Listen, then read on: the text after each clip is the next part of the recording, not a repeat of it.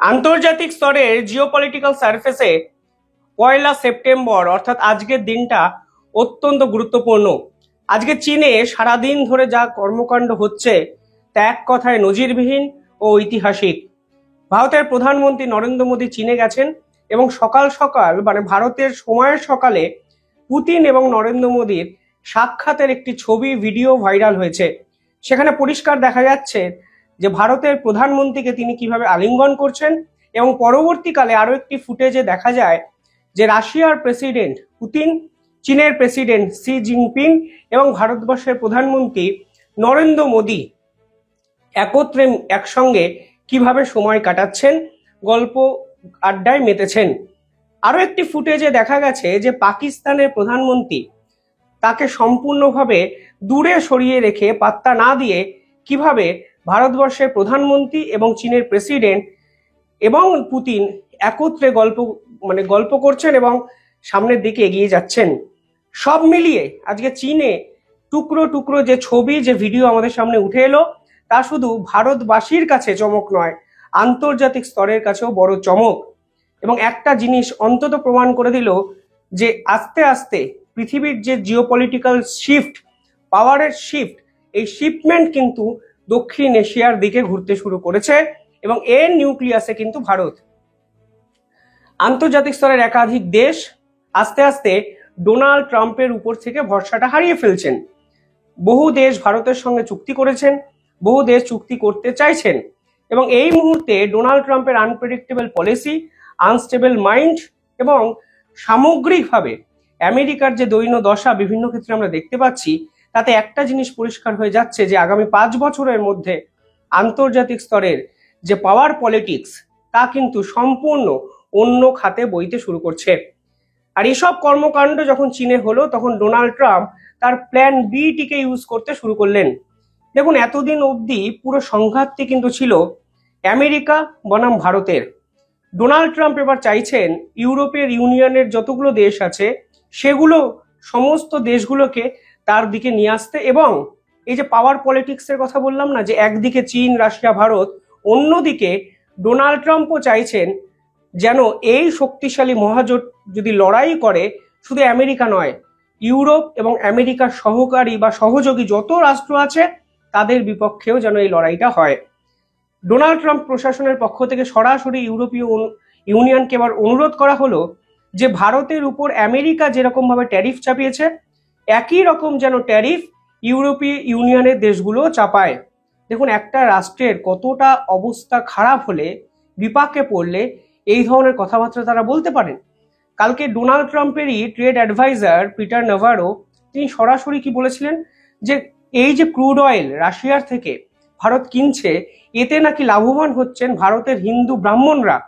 মানে আপনি ভাবুন, আউট অফ নাওয়্যার কোনো কনটেক্সট ছাড়া ভারতের জাতপাতকে তারা সরাসরি আক্রমণের কেন্দ্রবিন্দুতেই নিয়ে আসছে।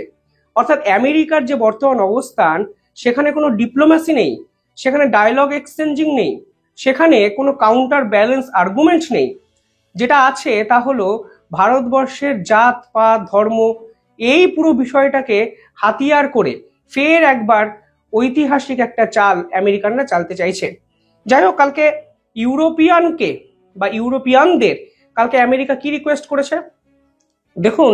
কালকে আমেরিকার স্কট বেসেন্ট, আপনারা জানেন, যিনি আমেরিকার ট্রেজারি সেক্রেটারি, তিনি পরিষ্কারভাবে বলেছেন যে ইউরোপিয়ানদের উচিত ডোনাল্ড ট্রাম্পের এই ট্যারিফকে সমর্থন করা এবং ডোনাল্ড ট্রাম্প যেভাবে সেকেন্ডারি ট্যারিফ লাগানোর কথা ভারতের বিপক্ষে ভাবছেন, ইউরোপীয় ইউনিয়নের কোনো দেশ এখন এই ধরনের ট্যারিফ কেন লাগায়নি, তাদেরও উচিত এই ট্যারিফ লাগানো। মনে রাখবেন, রাশিয়ার থেকে তেল কিনছে ভারত, এই ধরনের একটা কথাবার্তা আমেরিকার পক্ষ থেকে উঠে এসছে। স্কট বেসেন্ট পরিষ্কারভাবে বলেছেন যে ইউরোপিয়ানরা কেন ট্যারিফ লাগাচ্ছে না, কারণটা কি। কারণটা খুব স্পষ্ট, আমি এই ভিডিওতে আলোচনা করব কেন কারণটা আমেরিকানরাও অস্বীকার করছেন, সেটাও আমার কাছে বড় প্রশ্ন। কিন্তু হঠাৎ করে ডোনাল্ড ট্রাম্পের এই ধরনের স্টেটমেন্টের মানেটা কি? স্টেটমেন্টের মানেটা কিন্তু খুব স্পষ্ট। তিনি বুঝতে পারছেন যে ডোনাল্ড ট্রাম্পের এই ট্যারিফ লাগানোর পর ফ্রান্স এবং জার্মানি ইতিমধ্যেই ভারতের সঙ্গে ঐতিহাসিক দুটি অস্ত্র চুক্তি করেছে। জার্মানি অলরেডি বলেছে ভারতের পাশে তারা আছে, ফ্রান্স বরাবরই ভারতের পাশে ছিল, এবং ইউরোপীয় ইউনিয়নের একাধিক দেশ যেমন হাঙ্গেরি, স্লোভাকিয়ার মতো রাষ্ট্র তারা ভারতের সঙ্গে আছে এবং ন্যাটোর বিরোধিতা তারা করতে প্রথম থেকে শুরু করেছে। ফলে ডোনাল্ড ট্রাম্প বুঝতে পারছেন এখনই যদি পুরো বিষয়টায় কন্ট্রোল না করা যায় তাহলে কোনো অবস্থাতেই ভারত এবং চীন বা পুতিনের এই মহাজোটকে আটকানো সম্ভব নয়। এই মুহূর্তে দাঁড়িয়ে ইউরোপীয় ইউনিয়নের স্ট্যান্ড পয়েন্টটা কি? ইউরোপীয় ইউনিয়ন দেখুন জুলাইতে 2025 জুলাইতে একটি রেগুলেশন নিয়ে আসে যেখানে তারা বলে 1 জানুয়ারি 2026 থেকে তারা এমন একটি আইন আনছে যেখানে যদি কোনো ক্রুড অয়েল, রাশিয়ার সোর্সের কোনো ক্রুড অয়েল রিফাইন্ড হয়ে ইউরোপের কোনো দেশে ঢোকে তাহলে সেটা তারা কিনবে না এবং তার উপরে তারা স্যাংশন লাগাবে। সেটা কিন্তু এর আগেই তারা ঘোষণা করেছিল এবং ভারত এর পাল্টা বহু বিবৃতি দিয়েছে। আপনারা জানেন ভারতও পরিষ্কার বলেছেন যে তারা বেআইনিভাবে কিছু করছে না, যা হয়েছে পুরো আইনত। এবং ভারত কিন্তু নায়রা এনার্জির মতো কোম্পানি কিন্তু সরাসরি ইউরোপীয় ইউনিয়নকে আদালতে টেনে নেওয়ার হুমকি বা হুঁশিয়ারিও কিন্তু দিয়েছে। কিন্তু তারা 1 জানুয়ারি 2026 এই পুরো রেগুলেশনটা ইমপ্লিমেন্ট করতে চায়, কিন্তু তার মধ্যেই তারা ভারতের সঙ্গে ট্রেড রিলেটেড আলোচনা শুরু করে এবং দুই দেশই অফিসিয়ালি বিবৃতি দিয়ে জানায় প্রতি 1 মাস অন্তর ট্রেড রিলেটেড আলোচনা শুরু হবে। অর্থাৎ ভারত এবং ইউরোপীয় ইউনিয়ন দুপক্ষই 1 জানুয়ারি 2026 আগে তাদের মধ্যে ট্রেড এগ্রিমেন্টটি কমপ্লিট করতে চায়, কারণ হাতে এখনো 5 মাস আছে। ফলে যখন এই কথাবার্তাগুলো হচ্ছে তখনই ডোনাল্ড ট্রাম্প বলছেন যে ইউরোপীয় ইউনিয়নের অবিলম্বে উচিত ভারতের উপর এই ধরনের ট্যারিফ চাপিয়ে দেওয়া। এবার বর্তমান সিনারিওটা যদি দেখেন তাহলে কি সত্যি তারা ভারতের উপর ট্যারিফ চাপাতে পারবে? এক কথায় উত্তর হলো না। আমেরিকার আগের যে প্রেসিডেন্ট বাইডেন তিনি কিন্তু ভারতকে বলেছিলেন আপনারা রাশিয়ার থেকে ক্রুড অয়েল কিনুন, না হলে এই যে তেলের বাজারের স্টেবিলিটি নষ্ট হয়ে যাচ্ছে। যদি রাশিয়ার থেকে না কেনেন তাহলে কোথা থেকে কিনবেন? মিডল ইস্ট থেকে কিনবেন। এর ফলে কি হবে? এর ফলে মিডল ইস্টের তেলের চাহিদা বাড়বে, ফলে ডিমান্ড যদি বাড়ে তেলের দাম কিন্তু বাড়বে। ফলে আন্তর্জাতিক স্তরে সম্ভাবনা তৈরি হয়েছিল তেলের দাম $100 প্রতি ব্যারেল ছাড়িয়ে যেতে পারে। এই জন্য আমেরিকা ভারতকে অনুরোধ করে যে আপনারা রাশিয়ার থেকেও কিনুন যাতে ব্যালেন্সটা মেনটেন হয়। যা কিছুদিন আগে ডক্টর জয়শঙ্কর পরিষ্কার বলেছেন যে এই আমেরিকানরাই আমাদের বলেছিল 2 বছর আগে তেল কিনতে এবং আন্তর্জাতিক বাজারে স্টেবিলিটি ফিরিয়ে আনতে। এই মুহূর্তে ইউরোপীয় ইউনিয়ন যত ধরনের রিফাইন্ড জেট ফুয়েল এবং ডিজেল ব্যবহার করে তার 16% ইম্পোর্ট কিন্তু তারা করে ভারত থেকে। অর্থাৎ ভারতের উপর তারা হিউজলি ডিপেন্ডেন্ট। 16% জ্বালানি একটি দেশের নিয়ন্ত্রণ করছে একটি রাষ্ট্র এবং আপনি সেই রাষ্ট্রের সঙ্গে সম্পর্ক রাখবেন না, বাস্তবের মাটিতে দাঁড়িয়ে কখনো সম্ভব নয়। আগে আমেরিকার কথা দেখুন না, আমেরিকার যে ফার্মা ইন্ডাস্ট্রি বা মানুষের যে চাহিদা, ওষুধের চাহিদা, তার 6% কন্ট্রোল করে ভারত। অর্থাৎ এত বড় মার্কেটের মোটে 6% মেডিসিন সাপ্লায়ার ভারত। কিন্তু ডোনাল্ড ট্রাম্প কিন্তু ভারতের ফার্মা সেক্টরের উপর কোনো ট্যারিফ লাগাননি। ফলে 6% ফার্মা সেক্টর যদি আমেরিকার মার্কেট থেকে সরে যায় তাহলে এই 6%-এর অল্টারনেটিভ আমেরিকার মতো দেশ খুঁজে পাবে না, তা ডোনাল্ড ট্রাম্পের প্রশাসন জানেন। ফলে ফার্মা সেক্টরকে ট্যারিফের বাইরে রাখা হয়েছে। আর ডোনাল্ড ট্রাম্পের প্রশাসন এক্সপেক্ট করছেন যে দেশ তাদের জ্বালানির 16% ডিপেন্ডেন্সি ভারতের উপরে আছে তারা ভারতের সঙ্গে সম্পর্ক শেষ করবে এবং ভারতের উপরে পাল্টা ট্যারিফ লাগাবেন। ফলে কতটা অবাস্তব এদের ট্রেড অ্যাডভাইজাররা হয়ে গেছেন আজকে আপনাদের বুঝতে হবে।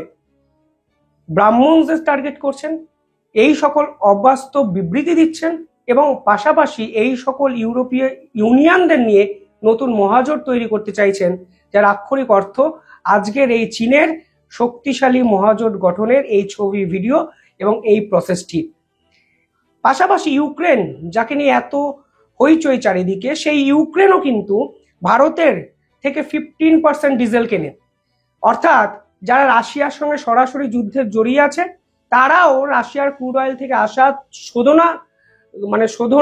শোধনের পর তৈরি ডিজেল, সেটাও কিন্তু তাদের দেশ কেনে 15% টোটাল জ্বালানির। অর্থাৎ ইউক্রেন এবং ইউরোপীয় ইউনিয়ন সত্যি ভারতের ডিজেল কিংবা জ্বালানি এদের ছাড়া কিন্তু চলার মতো জায়গাতে নেই। সেখানে ভারতকে সাইড করতে ডোনাল্ড ট্রাম্প ক্রমাগত এদের উপর প্রেসার তৈরি করছেন যেন এরা এবার শক্তিশালী জোট তৈরি করে। তিনি একা পারেননি, একসঙ্গে ভারতকে দাবিয়ে রাখবেন। এই হলো ডোনাল্ড ট্রাম্পের প্ল্যান বি।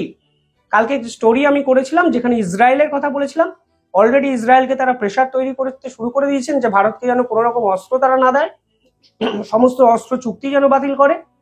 কিন্তু আমার একটা প্রশ্ন, যে ডোনাল্ড ট্রাম্প ঠিক কোন অবস্থায় গেলে থামবেন? তিনি কি সত্যি বুঝতে পারছেন না তিনি হেরে গেছেন লড়াইটা? কিন্তু শুধু শুধু তিনি লড়াইটা জেতার জন্য এখন তাদের দিকে এমন কিছু দেশকে টানার চেষ্টা করছেন যে সেই দেশগুলো সম্পূর্ণ বিপদের মুখে পড়বে। কেন বিপদের মুখে পড়বে? কারণ জার্মানির মতো দেশের ইকোনমিক্যাল স্ট্রাকচারটা নির্ভর করে আছে এক্সপোর্ট ড্রিভেন ইন্ডাস্ট্রির উপর। অর্থাৎ ভারতের জিডিপি কন্ট্রোল করে কনজামশন, সাধারণ মানুষ, কিন্তু জার্মানি এক্সপোর্টের উপর ডিপেন্ড করে আছে।